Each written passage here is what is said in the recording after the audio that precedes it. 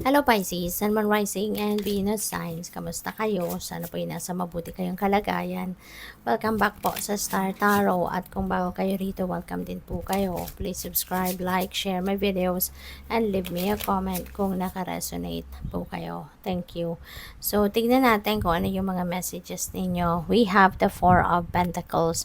Ayan. So, this is about saving money, no? So, baka reminder ito para sa inyo Pisces, no? Na now is the time for you to start saving money. This is the time na mag-start kayo na magtabi ng kahit konti, no, kahit magkano, basta ang importante meron kayong naitatabing pera, 'di ba?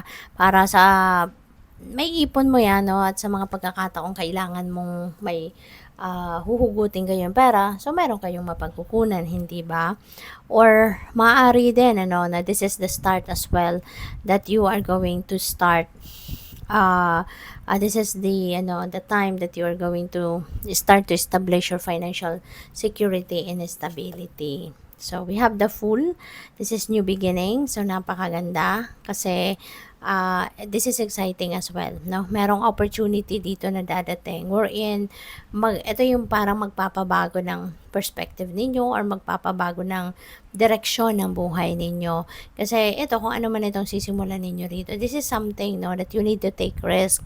This is something that you need to embrace na bago ito sa iyo totally new for you. Kaya parang talagang adventure din ito para sa iyo, you know. Pero kayang-kaya mo to, magde-decision ka na i-embrace ito because siguro nare-realize mo din na I have that potential, 'di ba?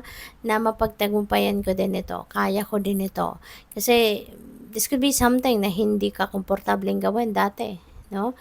This could be something na siguro at some point nagdadalawang isip kayo, pero ngayon talagang maglalakas ng loob kayo, 'di ba? Na siguro makikita ninyo 'to or mare-realize ninyo na teka lang, 'di ba? Siguro kasi feeling ko dito Pisces kung anong opportunity na 'to, parang dumating na 'to sa inyo before, pero parang natatakot kayo kaya hindi ninyo ito in-embrace before. But ngayon, parang siguro malilinawan ang inyong isipan na teka lang, ito na naman siya, 'di ba? So parang very insistent ito sa inyo na opportunity pabalik-balik. So, that's why siguro matcha-challenge na kayo na teka lang, there is something dito sa opportunity na to. Kaya, feeling ko, you're going to embrace that opportunity na sa ngayon.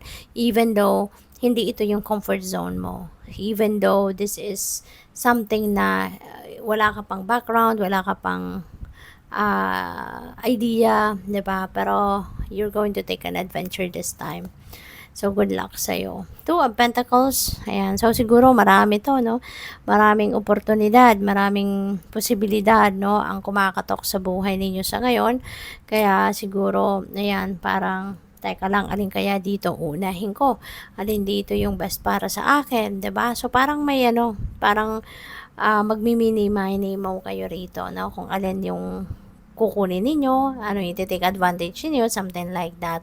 And it feels like to me as well na sa dami siguro ng ginagawa ninyo ngayon, parang you're being asked here to balance your life, 'di ba?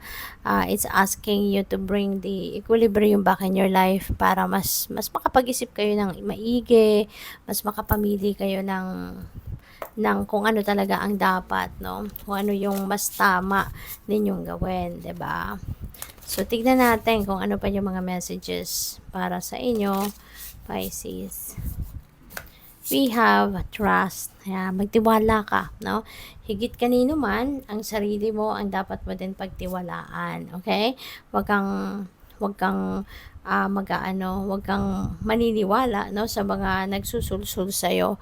But instead, believe in yourself, trust in yourself, kasi mas ikaw ang mas nakakakilala sa sarili mo, higit kanino man. Okay? Kaya wag mong papansinin, no, yung mga nagmamarisol sa'yo, mga nagmamarites sa'yo. Magtiwala ka sa sarili mo, sa intuition mo, higit sa lahat, sa Divine Universe. Okay? Because the Divine Universe has made a plan for you. Alright?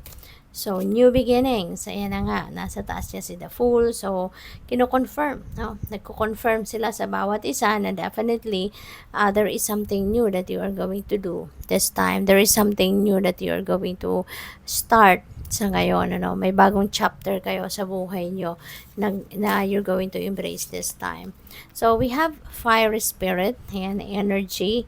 Yung energy, no, nandiyan dyan sa inyong mga kamay, parang there is a powerful force, no, na pumapasok sa inyo sa ngayon, at bibigyan kayo dito ng lakas ng loob, kapangyarihan, 'di ba, to manifest whatever it is that you want to manifest. Parang nasa inyong mga kamay sa ngayon ang kapangyarihan para do the magic. Gawin mo ano yung laman ng isip mo, ano yung ideas mo, ano yung gusto mong mangyari, anong gusto mong makita sa inyong 3D reality. The power is in your hands to make that happen in your reality. Kaya good luck sa'yo. Thank you for watching. Love and light. Namaste.